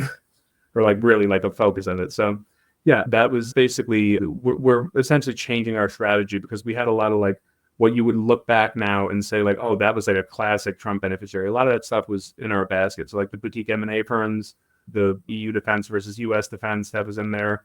The private educators, for-profit, like vocational training, that was in there. So a lot of those trades are kind of like, okay, this is priced in now. And we have to kind of, if we still want to play like the impact of Trump, we're going to have to switch things up. So switching things up, Ukraine normalization basket, you talk about potential beneficiaries such as companies from Georgia, the country, not the state, like Georgia Capital, Bank of Georgia, also VEON, I think I just looked it up, a media company that has some things to do in Ukraine. Highly speculative. I don't know anything about this, but in terms of negative impact, it's the traditional, military industrial complex, RTX, formerly known as Raytheon, Lockheed Martin, Northrop Grumman, et cetera, et cetera. And then in Make America Healthy, again, long, healthy food providers and short junk food, as well as long some workout companies. So that's interesting. You mentioned banks. Let's talk about banks. Okay. Yeah. Let's talk about banks. The large cap stocks, banks have rallied like crazy. How are you thinking about banks? They do benefit from deregulation. I actually just spoke with a former bank regulator who is very well informed, and he kind of confirmed the view, or supported the view, I should say, that the Trump administration and the regulatory environment will be friendly to banks. But how are you thinking about this? What opportunities are you seeing? You talk about how you're kind of long U.S. banks, short European banks, other such trades. What's going on? Fast finance. What's going on? So basically 100% that deregulation and a steepening yield curve is kind of like ambrosia for banks, right? It's perfect. And at the same time, some of the moves that you've seen in some of these banks have been a little bit over the top. So we basically are trying to prepare for what that environment looks like, even if it does like disappoint expectations. The thing that there's a screen that we kind of used to back in the day helped me find Silicon Valley Bank. It obviously, kicked out like 40 results back in 2021, but it had helped us find some of these banks that were, a little bit on unsteady ground. And that's mainly because deregulation creates an environment where banks can grow very fast if they choose to kind of eschew traditional risk controls. And maybe take risks that, I mean, we're all traders or investors, so we understand that like you take risks and when they pay off, it's great, right? And that's like why some of these banks are ripping right now. Maybe they continue ripping, but it's my opinion that in banks, basically, it's always a good idea to have a firm read on the banks that are growing faster than banks should be. We have a framework we published in 2023 explaining our framework for analyze financials and how to look at insurers and banks and see when growth might be unsustainable. But we have some very basic screens that should put things in front of you. If everything goes well, these banks will be amazing. And being an event that is risk off for the financial sector, and the rising tide of deregulation ends up pushing some banks too far out on the risk curve, the biggest beneficiaries of deregulation will be the large banks. We looked at some of the really fast growers the past year, and banks that are growing loan growth faster than net income growth unsustainably, or they see return on tangible common equity compress while loan growth expands, or their loan growth is too far outpacing their provisions for loan losses. And, you know, that they have like a historical example of like net interest margin volatility, where they have this explosive expansion of net interest margin that's not just explained by rates, or even they see like a divergence between their fee income and their net interest income. Anyway, it's, in my opinion, was well thought out screen. It gave us a watch list of basically 40 banks. Some of them are doing great, and you look into them and it's like, oh, they're growing because they're doing something different, or they're doing something really solid, but they're not taking crazy risks. But then there are some where you're like, this will pay off if everything is great, but if things turn, this bank will immediately be in that short book, because, you know, that's the way that risk works. So that's kind of, again, more of a watch list. James, we're going to leave it there. People, you got so many more thoughts on your 25 trades for 2025, everything from rare diseases to cosmetics, furniture, a lot of special situations and single name ideas. Your thoughts on global macro, many great trade ideas there, as well as agricultural technology. People do have to be a subscriber to Substack to see those ideas, as well as all of your other research. Again, Monetary Matters subscribers and listeners can get access to Citrini Research at that 2024 price before the 25% price hike of 2025. So we'll include a link there in the description. And of course, Citrini does have institutional service for, you know, hedge funds and family offices that's more in the weeds. James, so yeah, tell us the link for that service, as well as just your closing thoughts. Yeah, that's just Citrini.com. And it includes everything that we publish on our newsletter, and then also deeper dives and more institutionally focused trades. So concluding thoughts for 2024? Whatever you want to say. I guess that the core takeaway of this year is basically, if you don't like close yourself off by getting too much of a one-track mind, you really can keep things in the back of your mind that will pay off down the road. And, you know, it's never a bad idea to get a surface level of understanding of something, because then you're just more prepared if that becomes the core driver. I mean, you look at what's happened in semiconductors from AI, eventually on a long enough time frame, everyone is forced to get some proficiency in everything, because the market kind of will, even if you're a specialist, there will be impacts on what you do because of some overarching theme. So I think that going into 2025, my mindset is really just to be prepared by kind of observing overall things and not getting too myopic about, you know, is the market go up or down, or this, that, or the other thing, because it all plays together, right? The macro informs the micro, and the micro informs the macro. James, I know I said final question before this. I promise you it's my final question. You on Twitter referred to MicroStrategy, the company that issues equity as well as issues convertible bonds to buy Bitcoin. As I forget the exact quote, but you said this is an example, a supreme example of reflexivity, a theme George Soros, someone you have a lot of respect for, has written about. Explain that, as well as how do you think MicroStrategy is going to do? What do you think its fate will be? Saving a very easy question for last. The core concept of reflexivity is that the perception of investors actually can influence the reality, and that is both in a positive environment and a negative environment. The example that he used in the book was mortgage REITs, that they had benefited from a favorable interest rate environment, and they had delivered strong returns, investor confidence grew, and they could borrow even more, invest in additional mortgages. And there was basically this very aggressive lending, overextension in the market. Everyone viewed these things and was like, oh, they're money machines. And that had changed their ability to generate capital, which drove this kind of overextension even further. And then eventually you get triggered for a reversal because the positive feedback loop can only sustain for so long. And, rise in short-term rates or decline in property value interrupted the feedback loop. But the thing is, you look at MicroStrategy and it's really like, if Soros had seen that, he would have been like, oh man. Yeah. You look at MicroStrategy and you have to imagine that George Soros is sitting there and looking at that and saying, God, I really wish that had happened when I was writing this book. Because it is the most kind of perfect example of reflexivity, where there's this cognitive aspect, this manipulative aspect, and this feedback loop where the higher that you send MicroStrategy stock, the more Bitcoin that they can buy, the higher that they drive Bitcoin's price, the higher the MicroStrategy stock goes, the more equities. It's this feedback loop that really encapsulates investor perception, really changing reality. And, I don't know where it ends, but it will end. At the end of the day, MicroStrategy, they are a little bit better positioned than just a levered Bitcoin ETF because they have this ability to issue debt. They're not really margin loans, but it'll end. And then probably, depending on how that works, I mean, if you look at Sailor's cost basis, it's already up to pretty much all highs because of this weird environment where when the funding environment contracts, it's the same time as when Bitcoin goes down, right? And when the funding environment is kind of better and people are more willing to buy these converts, that's when Bitcoin goes up. So basically, the availability of them to be able to issue equity or issue converts to be able to buy more Bitcoin only happens while Bitcoin's going up. So one of my best trades ever was the first thing that I ever published publicly was a short thesis on MicroStrategy at the end of 2021.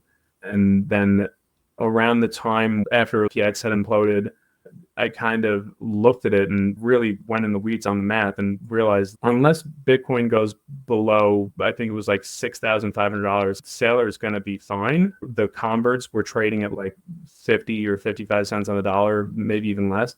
And it was something where I never in a million years would, those strikes on the converts were so far ahead of the money that I was just like, as long as Bitcoin stays up here, they'll be able to sell it and pay this back at par. The beautiful thing when a really out of the money option gets in the money and the gamma just drives it insane. So those converts did really, really well. I don't have a strong view on Bitcoin's price, but what I will say is that there's two ways that can resolve, right? That premium to the net asset value. The first way would be obviously a Bitcoin price decline. We saw that already. But what I will point out is that it would be very unlikely for MicroStrategy to ever trade below that NAV. Even when we had that FTX moment in 22, it's like, I think it spent probably like a cumulative 4 hours at like what you would call fair value, right? But now it's back to the 200% or whatever it's at. There is another way that this can abate. And essentially if it's not the demand side, it's the supply side, right? So right now, the supply of companies that do what MicroStrategy does is narrow. But if you got an environment where a bunch more companies tried to adopt the MicroStrategy playbook, that could end up, not that it would necessarily be bad for MicroStrategy's share price, but it could end up narrowing the premium. So there's another life sciences company called Semler, SNLR, and they're basically doing the same thing that MicroStrategy did. They have this relatively sleepy cash flow positive business, and they're just levering up their balance sheet with Bitcoin. So that could be kind of an interesting 12 months from now or whatever. There's like 5 or 6 or 7 companies that are trying to execute the MicroStrategy playbook. And then like the idea of maybe going long all of those versus short MicroStrategy could work out. But, I don't know what MicroStrategy is going to do. I also don't know what Bitcoin's going to do. That's a real involved macro call that I'm not ready to make. It's a tough one. Semler Scientific, I found out from, and their website is funny because they have a legitimate medical product. It's like 2 things. It's like peripheral arterial disease, and then it also says Bitcoin treasury strategy. And there's as MicroStrategy, right? MicroStrategy was like this X growth, free cash flow positive, this sleepy little business intelligence software company, and then it's like, and eventually they'll mortgage that business to buy more Bitcoin. Yeah, James, it's a pleasure as always. We'll include a link in the description for people if they want to check out Citrini Research. Thanks for coming on. Thanks everyone for listening. I hope everyone has a great 2025, including you. Thanks a lot. Thank you. Just close the door.